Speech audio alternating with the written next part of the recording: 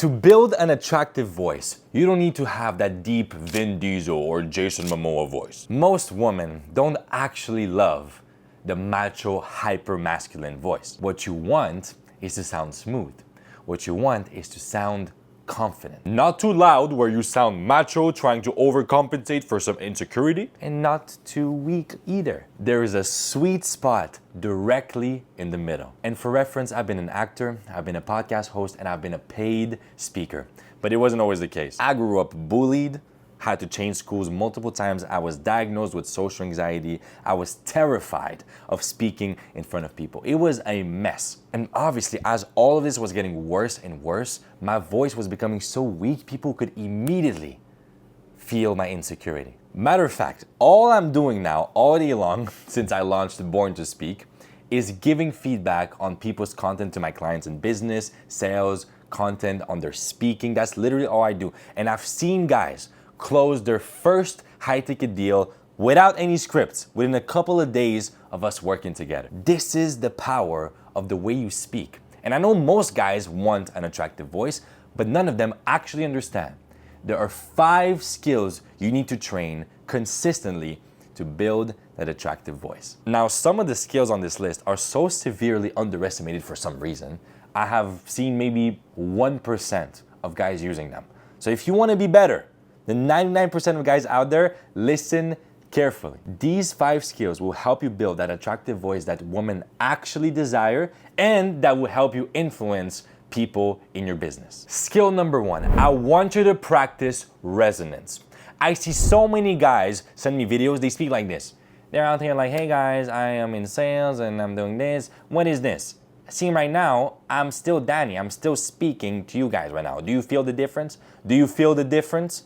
What is the fucking difference? One is I'm speaking from my nose. The other one is I'm speaking from my belly. I'm speaking from my chest. You guys feel the resonance. I can feel the vibration in my chest as I'm speaking. This is what a masculine voice is supposed to do. It's supposed to vibrate. It's supposed to resonate. That's what creates vocal projection as well. When you're on stage, you want the whole crowd to hear you. You want them to feel that fucking resonance. You must learn to breathe deeply and speak from your voice. Never, ever again speak from your nose or even your throat. I see guys, sometimes they speak from their throats and you can feel it as well. Speak from your belly. That's liberating you. I can feel it right now. You can do the same exercise. Skill number 2. This is probably the most underrated one. Vocal variety. What did I just do? I changed the tone when I said vocal variety. I can speak very fast, I can speak very loud, but then I can go calm and I can go smooth. See, people love contrast. They want to experience life like a roller coaster. People love it. You listen to guys like Andrew Tate. You listen to guys like Tony Robbins. When they speak, it's like music.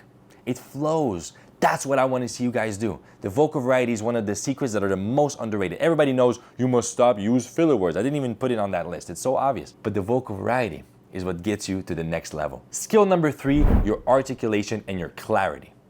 What if you speak like this? You know people that speak like with their tongues like this? Immediately, I'm sorry, it's not attractive. You're losing authority. And if you ask any woman, they're probably gonna tell you, listen, I'm sorry, it's not attractive. People love articulation. It commands respect. Even I gotta lead by example here. If someone can speak very fast and still be articulate and very clear in their ideas, it commands respect. That's exactly why you see Andrew Tate debating with people and he's like boom, boom, boom, boom. He's like a fucking sniper and the person doesn't know how to react. It's sharp. Now, the best way I have personally found to practice that articulation and clarity, because English, by the way, is not my first language, is I would put rap songs. American rap songs, like Eminem, for example. I would put the lyrics and just try to speak as fast as him, and it was so difficult at first, but the truth is, what is accent? What is articulation? It's muscles in your mouth and on your face. That's it. It's muscles. Your tongue is a muscle. How do you practice a muscle? You train it.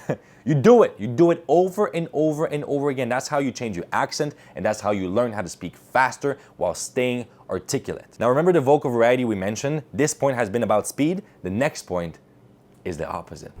Skill number 4 is detachment.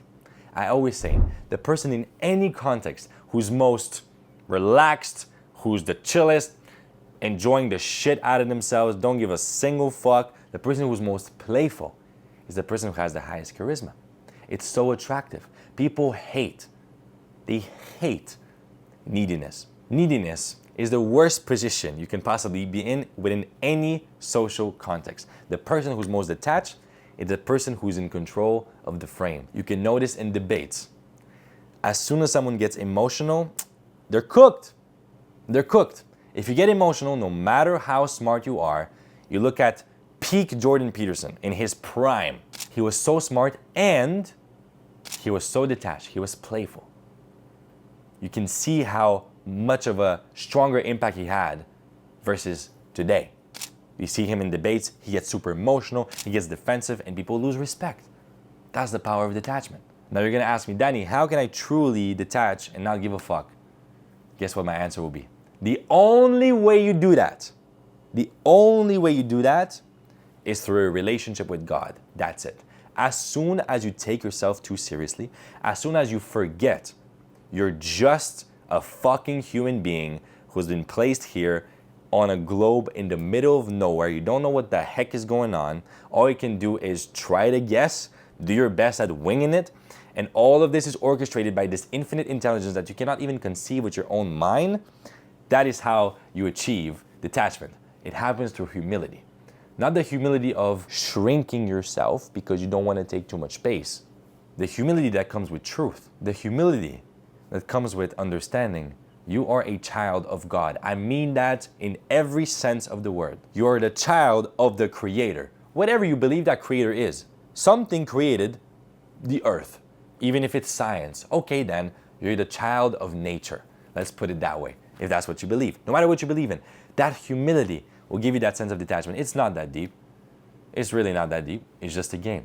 And I mean that. Now we all need to remember that very often. So this comes with, number one, doing the work in anticipation through meditation, prayer, religious practices, breath work, journaling, conversations with people who are very conscious, listening to podcasts, reading books about spirituality or consciousness. And so when it's time to be in a position where you must deliver on the spot, now you've practiced so much that it's very easy for you to reconnect. And what I always say is you're in your head, you're dead. You focus on the physical sensation in your body. Even as I'm talking about this point right now, I'm realizing I'm speaking to a freaking little device in this beautiful living room. There's this camera light here. It's so not that deep.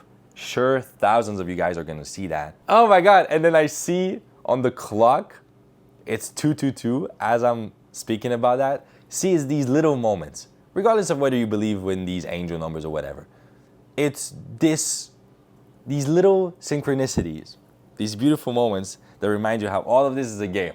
I'm loving this. This is the first time it happens. My editor will love that as well.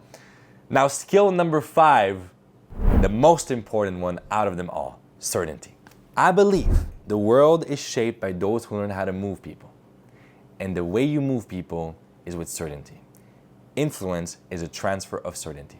That's it. That's why you can look at guys like Andrew Tate, and then you can look at guys like Eckhart Tolle. For those of you who don't know who he is, he's the author of the #1 New York Times best-selling book called The Power of Now. It's my favorite book of all time. Really changed my life, so recommend. But he's the most peaceful guy. It's the total opposite to Andrew Tate. Yet both of them are global celebrities. Both of them are multi-millionaires. Both of them are speaking on stages around the world. Both of them are literally living rock star lifestyles from completely different places. You listen to Eckhart Tolle speak, it's the opposite of Andrew Tate. But there's one common ground, and that's his certainty. Andrew Tate's certainty comes from building proof in his life that he is who he says he is.